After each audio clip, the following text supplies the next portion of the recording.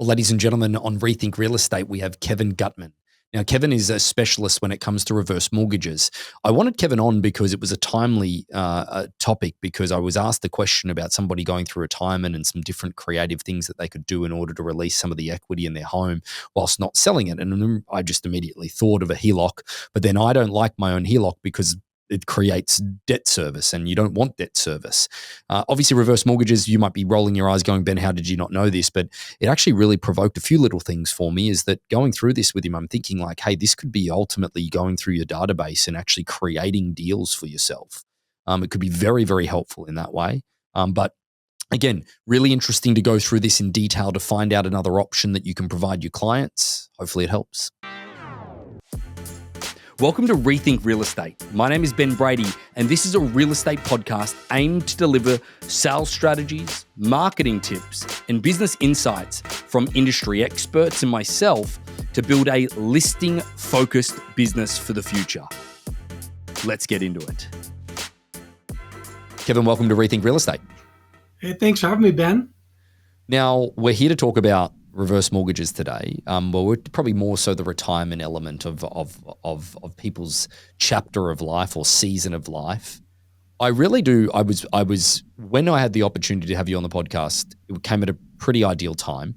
I was speaking to a realtor, and they were asking me questions about, my sellers, they want to retire, they want to, make sure they're going to be moving to another part of the country from California to another part of the country from an affordability perspective.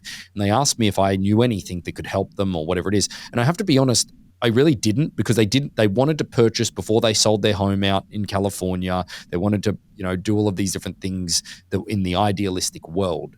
And when I hear the words reverse mortgage, and this is where I want you to correct me if I'm wrong, I think about a line of credit, right, on a home. And like, I have a line of credit on my home. I very rarely use it. And the reason I don't use it is because it creates debt service for me. And I'm not interested in just paying interest on a line of credit, because it just goes into oblivion. So give me an understanding of what are the misconceptions of a reverse mortgage. Maybe we start off at what is it? Give us a bit of a guide through this. Yeah, great question. So the program has been around since 1961. People use it three ways primarily: eliminate monthly mortgage payment, principal and interest monthly mortgage payment; access equity for people who have a lot of equity or have their house free and clear; or fund a purchase of a new home. So some of the misconceptions are, I give up title to my home. That's not true. It's just like any other mortgage. You're the title holder, you have a lien against your property. The differences are these two things. One, there's no payment required. Somebody can make a payment if they choose to, but a payment is not required. Two, these loans are non-recourse loans. For most people, they're used to personally signing for the loan. They're personally liable for the loan. If they go into default, the lender calls and says, hey, where's the money? What's going on? They start foreclosure, etc. With a reverse mortgage, it's a non-recourse loan. That means the only recourse the lender has is against the property, the sale or refinance of the property when the last borrower moves out. Okay. So explain to me how it might work. Let's go through a case study. I've got a property in Eastside Costa Mesa in California. I'm at a position where is it a common misperception that only people of a certain age get reverse mortgages? Is that a common misperception? So California is the number one state for reverse mortgages because of the cost of living there. I'm from Orange County, by the way. I grew up close to where you have your business. Yeah. But the bottom line is affordability is an issue, especially as you get older, because your income decreases. Maybe you're on a fixed income. Maybe you're concerned about outliving your resources. If we can take the mortgage payment out of somebody's budget, that frees up that money and they can enjoy those golden years. But yeah, the bottom line is a reverse mortgage is designed to do several things. One, allow somebody to remain in their home, retain ownership on title, gain access to their equity, maintain their independence, refrain from having a monthly mortgage payment, and basically enjoy these years of their life. We all work so hard. We get to that point in life. For a reverse mortgage, it can start as early as 55 for a jumbo reverse mortgage or proprietary. But most mortgages are HECM backed, home equity conversion mortgage, FHA backed. Those start at 62. But in California, we mostly do the proprietary because the values are higher. Right, understood. So let's say that I'd like to I'd like to just understand, how does the bank get paid? Like in the sense that I've got a property, East Side Costa Mesa. I'm 50. What's the age bracket again? Sorry. 55. 55. Okay. I'm thinking about moving out of state, or I want to stay in my home and I want my mortgage to be paid off. I've got a decent size amount of equity. What are the requirements? And then what are the requirements in order to qualify?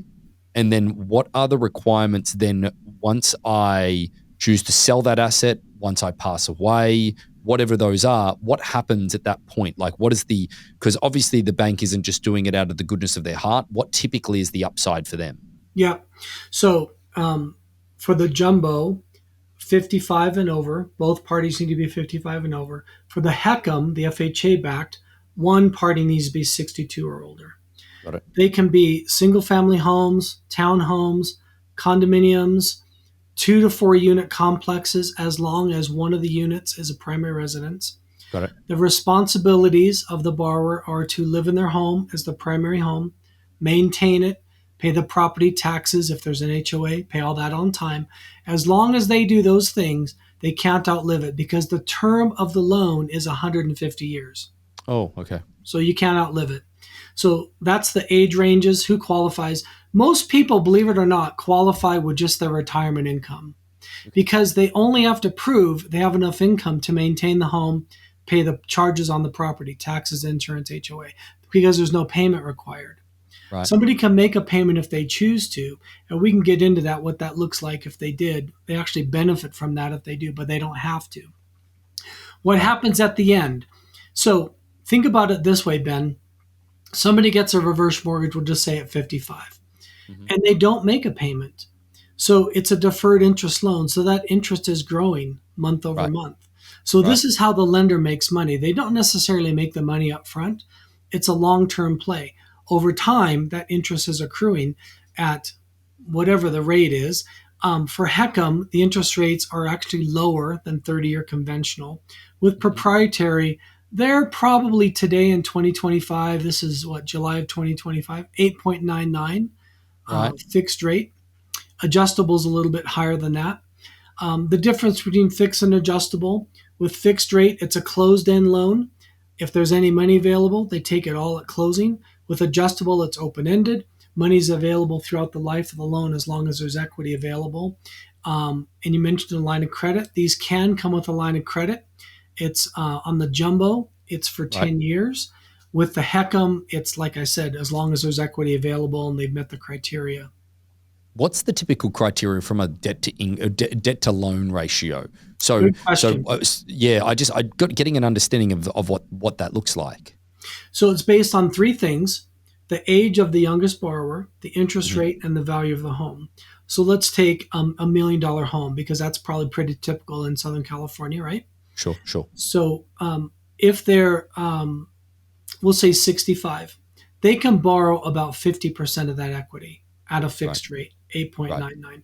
They take all the money at closing. So let's say they owe 400, they can borrow 500, they have 100,000 cash, no payment required.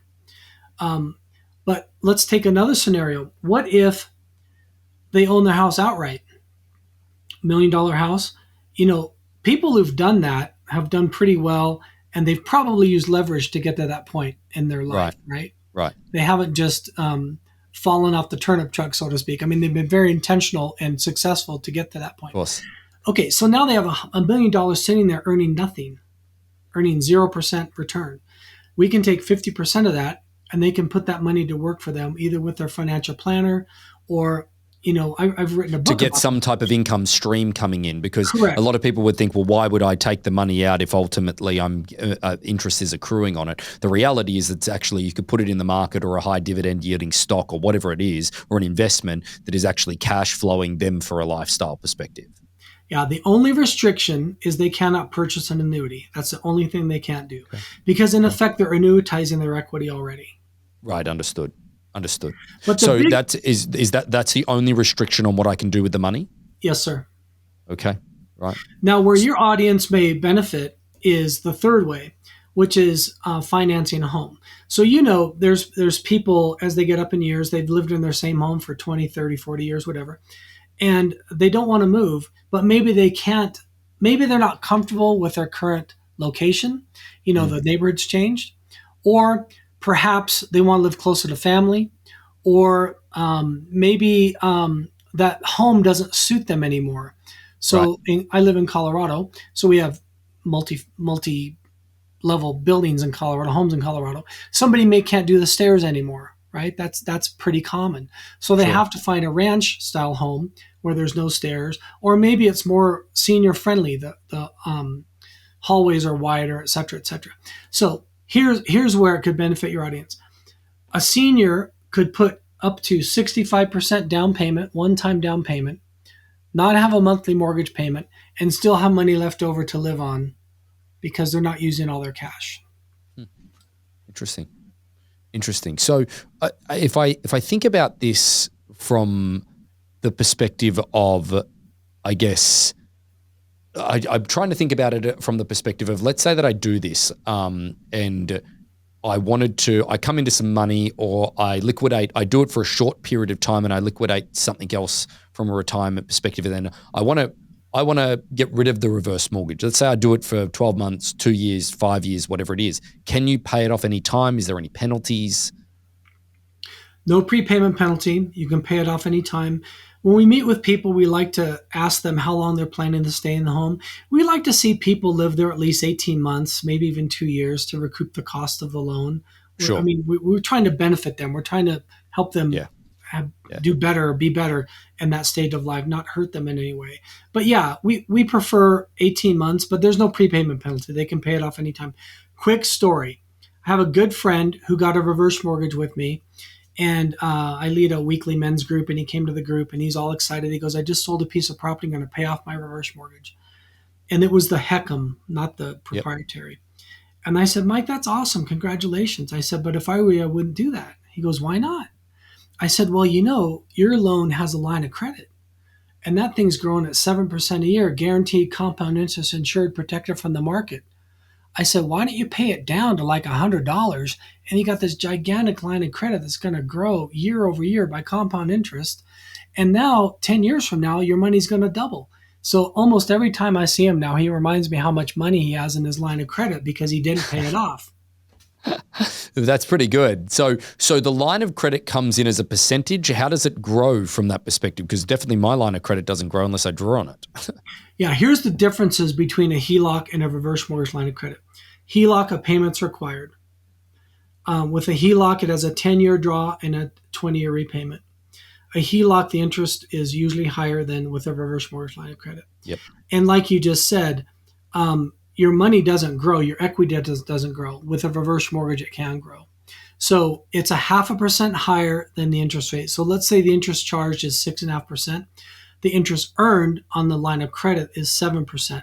So I always tell people it's like a seesaw. You remember on the playground, the seesaw? Yep. You want interest working for you. So for these people who are have a lot of equity in their home, it's earning 0. They can now take a portion of that. We'll just say in this case 40%. $500,000 house. Now they can take 200,000, and it's going to grow month over month. So in 10 years, that 200, if they don't draw any money, that 200 now becomes 400, and then they can convert that money into lump sum cash or monthly payments. Wow. So a lot of people don't have long-term care insurance. Sadly, about 12% of Americans have it. This is a way to self-fund that, right? You're kind of preparing, like at some point, I may need to bring somebody in to help me bathe or dress or do chores or clean or cook or whatever. So you're kind of planning for that. You're not buying long-term care, although you could, but you're self-funding it through your line of credit. So tell me about situations, like if you've had situations over the last, 12 months where you've had to say, no, you guys can't get a reverse mortgage. Like, what do those situations look like? I actually had a guy that was ready to close. He was a retired pastor in Texas. The next day he was ready to close his loan. And we're calling him saying, hey, we got the notary coming out. Are you ready to go? And he didn't call back. So we had to push the closing. And then he called me a few days later, goes, hey, I just wanted you to know I fell and slipped and I got a concussion. Oh, I'm so sorry, Al. And he goes, in fact, it's causing me to rethink if I should do this because my kids now want me to move closer to them. And that's very common, where as you get older, you want to be closer to your kids. So we ended up not closing. That was one instance. I've actually advised people that maybe they shouldn't do it if Okay. they're terminally ill or they're going to move in the next 18 months or maybe this hasn't directly happened to me, but I've heard about it. You have a family member pressuring you because they want the Right. money. They want Yeah. access to that money. Seniors, sadly, Ben, seniors are the most vulnerable population. They really Oh, are. no doubt. And this No loan doubt. has so many safeguards and protections for seniors. I'm actually amazed at how well it's been put together because it really is very well thought through and has a lot of safeguards to help seniors not make a bad choice. So as far as it goes when it comes to, the conventional loan market, right, is that you go and you get a conventional loan through one of the brokers or whatever it is that then put up the money in order to do it. Then they sell it to Fannie or Freddie, okay, and I guess they get them put into the, the big, the credit defaults or whatever they're called, the Mortgage-backed thing that, securities, yeah. yeah, this mortgage-backed securities, there you go, is that where do these go? Who buys them? Yeah. Ginnie Mae is an issuer of the paper, and they back these. They're also overseen by HUD, and FHA is on the HECM side. About 90% of the loans are FHA. But then you've got private companies, there's a handful of them, that have the proprietary reverse mortgage, usually $1 million and up to $10 million. And you can borrow between 35 to 50%, depending upon age. But yeah, the underwriting procedure is very similar. It's actually a manual underwrite. We collect about 6 things: photo ID, bank statements. Usually people don't have pay stubs, but they have a social security statement or a pension statement, 1099 from that, or an investment statement, homeowners deck pages. If they still have a mortgage, the mortgage statement. If they have an HOA statement, the HOA. That's pretty much all we need for underwriting. I tell people, I said it takes you about an hour to get the paperwork, an hour to do the counseling, an hour to do the closing, and maybe 15 or 20 minutes to meet with me to understand it, to see if this is a good option. So you got maybe 4 hours in to learn about it. And I always push resources to people so they can learn. I have a YouTube channel and a website and a consumer guide. We'll make sure we link everything below for you. We've got all the links that you've provided us already to make sure that people can see that, because it is I got to learn a fair bit about it prior to actually jumping on with you so that I could speak relatively well about it, because I was just really unfamiliar with it. But the thing that I'm thinking about at the moment as you're going through all of this, it's like it's a scenario of that. How many people are going through their retirement not knowing that this is an option? That's one of the things. Now, how long does closing happen? So let's say I get everything through, I get approved, I get underwritten. How is it, like normal 30 days? Like what's the? Good question. The industry average is 45 days from application to closing. I'm